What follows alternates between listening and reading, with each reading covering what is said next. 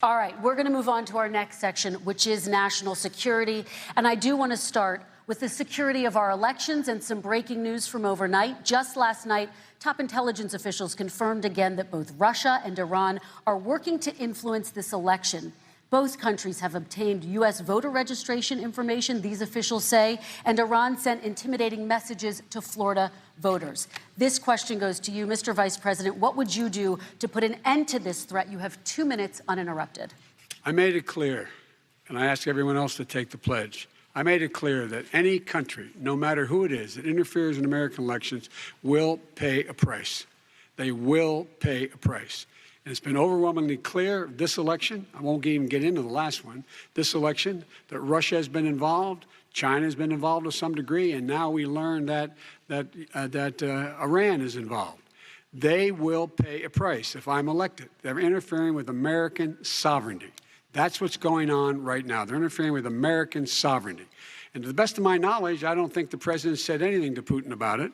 I don't think he's talking to him a lot. I don't think he said a word. I don't know why he hadn't said a word to Putin about it.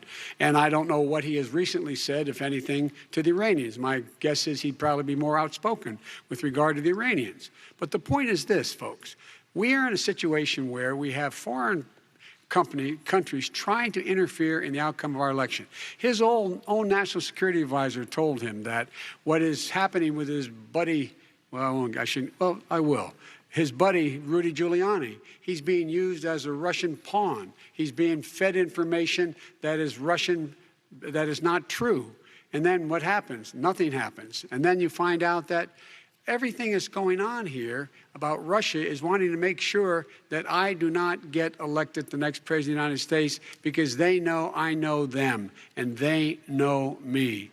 I don't understand why this president is unwilling to take on Putin when he's actually paying bounties to kill American soldiers in Afghanistan, when he's engaged in activities that are trying to destabilize all of NATO. I don't know why he doesn't do it, but it's worth asking the question, why isn't that being done? Any country that interferes with us will, in fact, pay a price because they're affecting our sovereignty. President Trump, same question to you. Let me ask the question. You're going to have 2 minutes to respond. For 2 elections in a row now, there has been substantial interference from foreign adversaries. What would you do in your next term to put an end to this? 2 minutes uninterrupted. Well, let me respond to the first part, as Joe answered. Joe got $3.5 million from Russia, and it came through Putin because he was very friendly with the former mayor of Moscow, and it was the mayor of Moscow's wife. And you got $3.5 million. Your family got $3.5 million. And you know, someday you're going to have to explain, why did you get 3.5? I never got any money from Russia. I don't get money from Russia. Now, about your thing last night, I knew all about that. And through John Ratcliffe, who is fantastic, DNI, he said, the one thing that's common to both of them, they both want you to lose because there has been nobody tougher to Russia. Between the sanctions, nobody tougher than me on Russia. Between the sanctions, between all of what I've done with NATO, you know, I've got the NATO countries to put up an extra $130 billion, going to $420 billion a year. That's to guard against Russia. I sold, while he was selling pillows and sheets, I sold tank busters to Ukraine. There has been nobody tougher on Russia than Donald Trump. And I'll tell you, they were so bad. They took over the submarine port. You remember that very well. During your term, during you and Barack Obama, they took over a big part of what should have been Ukraine. You handed it to them, but you were getting a lot of money from Russia. They were paying you a lot of money, and they probably still are. But now, with what came out today, it's even worse. All of the emails, the horrible emails of the kind of money that you were raking in, you and your family. And, Joe, you were vice president when some of this was happening, and it should have never happened. And I think you owe an explanation to the American people. Why is it? Somebody just had a news conference a little while ago who was essentially supposed to work with you and your family, but what he said was damning. And regardless of me, I think you have to clean it up and talk to the American people. Maybe you can do it right now. Vice President Biden, you may respond. 30 seconds. And then I do want to follow up on the election security. I have not taken a penny from any foreign source ever in my life. We learned that this president paid 50 times the tax in China, has a secret bank account with China, does business in China, and in fact is talking about me taking money. I have not taken a single penny from any country whatsoever, ever, number one. Number two, this is a president, I have released all of my tax returns, 22 years. Go look at them. 22 years of my tax return. You have not released a single solitary year of your tax return. What are you hiding? Why are you unwilling? The foreign countries are paying you a lot. Russia's paying you a lot. China's paying you a lot. And your hotels and all your businesses all around the country, all around the world. And China's building a new road to a new a golf course you have overseas. So what's going on here? Why don't release your tax return or stop talking about corruption? President Trump, your response. First of all, I called my accountants, under audit. I'm going to release them as soon as we can. I want to do it, and it'll show how successful, how great this company is. But much more importantly than that, people were saying $750. I asked them a week ago, I said, what did I pay? They said, sir, you prepaid tens of millions of dollars. I prepaid my tax. Tens over the last number of years. Tens of millions of dollars I prepaid because at some point they think it's an estimate. They think I may have to pay tax. So I already prepaid it. Nobody told me that. Did your accountant Nobody tell told you that. Excuse me. And it wasn't written whenever they write this. They keep talking about $750, which I think is a filing fee. But let me just tell you, I prepaid millions and millions of dollars in taxes, number one. Number two, I don't make money from China. You do. I don't make money from Ukraine. You do. I don't make money from Russia. You made $3.5 million, Joe, and your son gave you. They even have a statement that we have to give 10% to the big man. You're the big man, I think. I don't know. Maybe you're not, but you're the big man, I think. Your son said we have to give 10% to the big man. Joe, what's that all about? It's terrible. All right, gentlemen, I want to ask you both some questions about all of this. But I'm going to let you both respond very quickly. You just said you spoke to your accountant Yes. about potentially releasing your taxes. Did he tell you when you can release them? Do you As have soon a as the audit is deadline for finished. when you're going to release them I to the get American treated people? worse than the Tea Party got treated. Because you I have a don't lot have of a time. people in there, deep down in the IRS, they treat me horribly. We made a deal, it was all settled until I decide to run for president. I get treated very badly by the IRS, very unfairly. But we had a deal all done. As soon as we're completed with the deal, I want to release it. But I have paid millions and millions of dollars, and it's worse than paying. I paid in advance. It's called prepaying your taxes. Okay. I paid in advance. I want to ask you both about questions regarding your potential foreign entanglements and questions that have been raised to give you both a chance to talk about this more broadly. Respond very quickly, and then I'll get to my question. Why did he's been saying this for 4 years? Show us.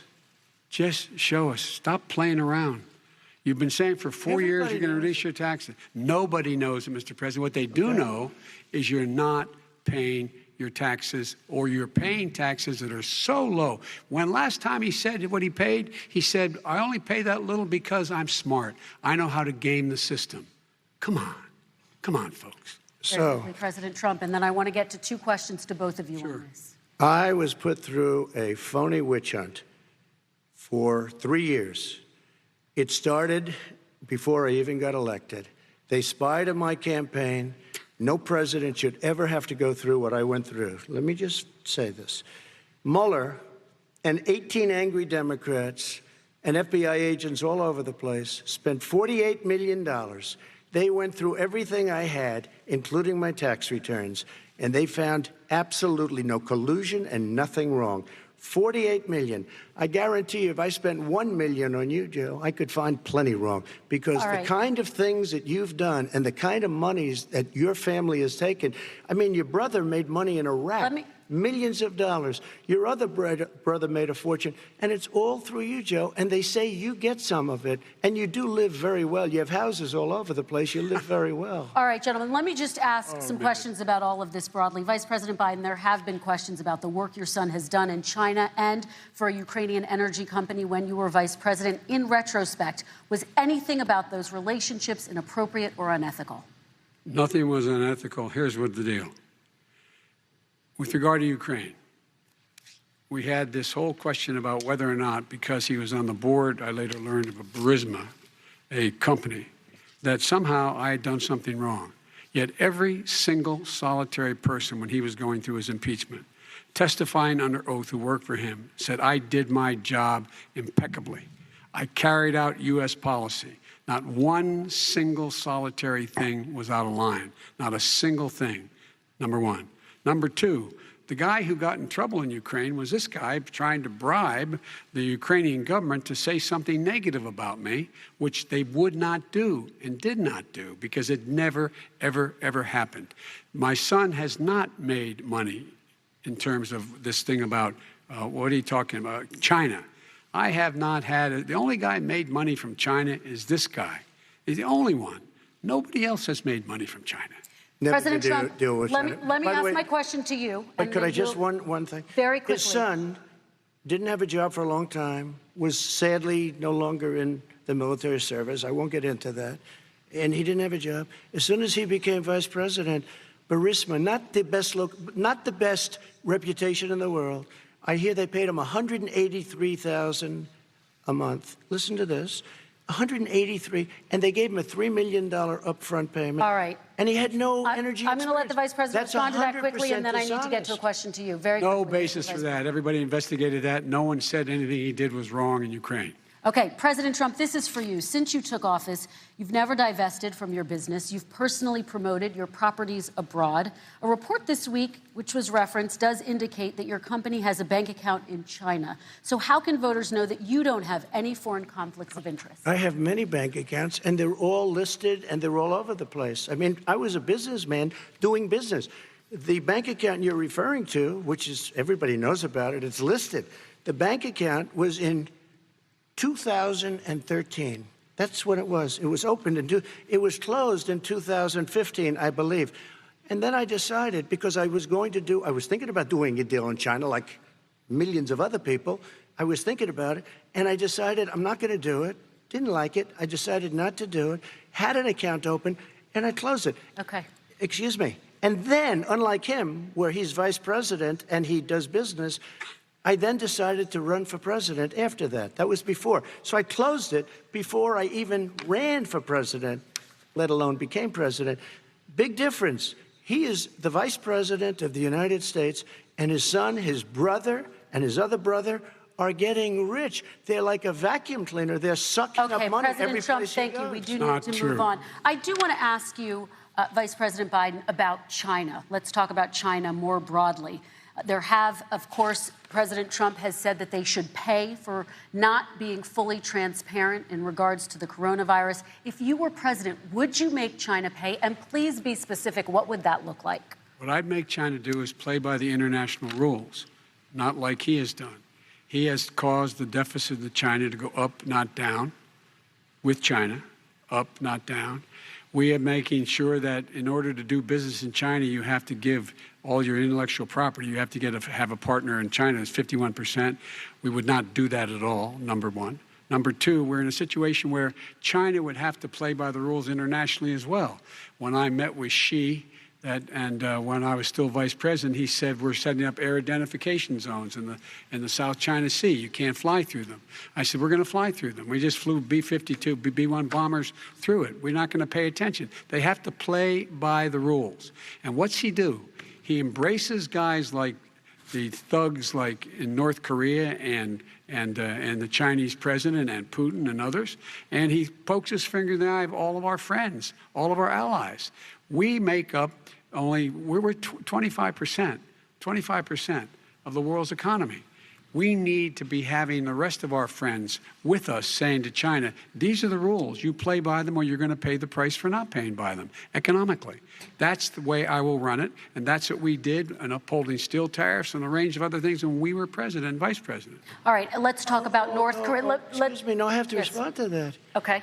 Very quickly, and then we're going to move on to North Korea. With $1.5 billion from China to manage after spending 10 minutes in office and being in Air Force Two, number one. Number two, there's a very strong email talking about your family wanting to make $10 million a year for introductions. President Trump, on China policy, though, what specifically are you going to do? What specifically are you going to do to make China pay? You've said you're going to make them pay. China is paying. They're paying billions and billions of dollars. I just gave $28 billion. New sanctions? I just gave $28 billion to our farmers. Taxpayers' money. It's what? Taxpayers' money. Didn't come from yeah, China. you know who the taxpayer is? It's called China. China paid $28 billion, and you know what they did to pay it, Joe? They devalued their currency, and they also paid up. And you know who got the money? Our farmers, our great farmers, because they were targeted. You never charged them anything. Also, I charged them 25% on dumped steel because they were killing our steel industry. We were not going to have a steel industry. Okay. And now we have a steel industry. Okay, Vice President Biden, your response, please. My response is, look, this isn't about, there's a reason why he's bringing up all this malarkey. There's a reason for it. He doesn't want to talk about the substantive issues. It's not about his family and my family. It's about your family. And your family's hurting badly. If you're making less than, if you're a middle-class family, you're getting hurt badly right now.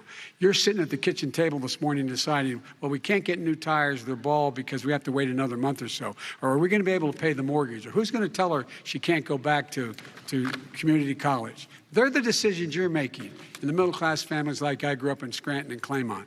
They're in trouble. We should be talking about your families, but that's the last thing he wants to talk about.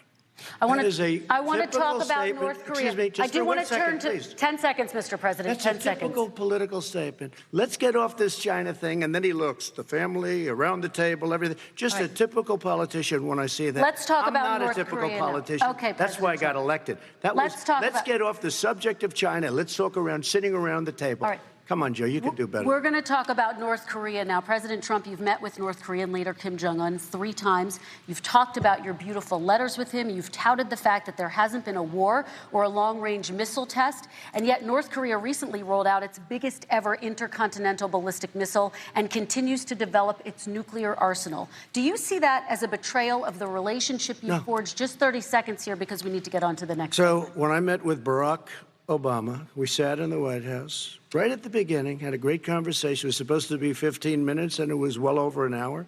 He said the biggest problem we have with North Korea. He indicated we will be in a war with North Korea. Guess what? It would be a nuclear war, and he does have plenty of nuclear capability. In the meantime, I have a very good relationship with him.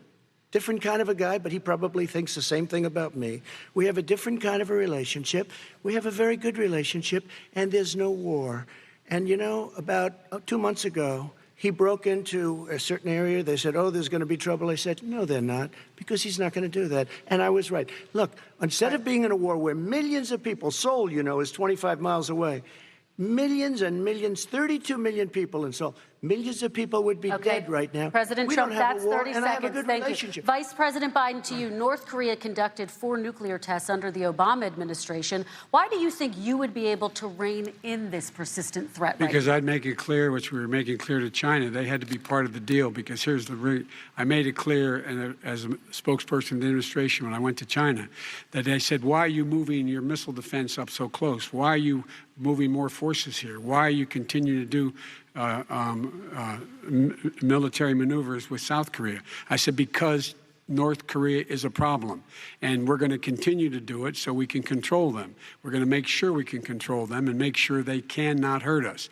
And so if you want to do something about it, step up and help. If not, it's going to continue. What has he done? He's legitimized North Korea. He's talked about his good buddy, who's a thug, and he talks about how we're better off. And they have much more capable missiles, able to reach U.S. territory much more easily than ever did before. Let me follow up with you, Vice President Biden. You've said you wouldn't meet with Kim Jong-un without preconditions. Are there any conditions under which you would meet with him? On the condition that he would agree that he would be drawing down his nuclear capacity to get that the Korean Peninsula should be a nuclear-free zone.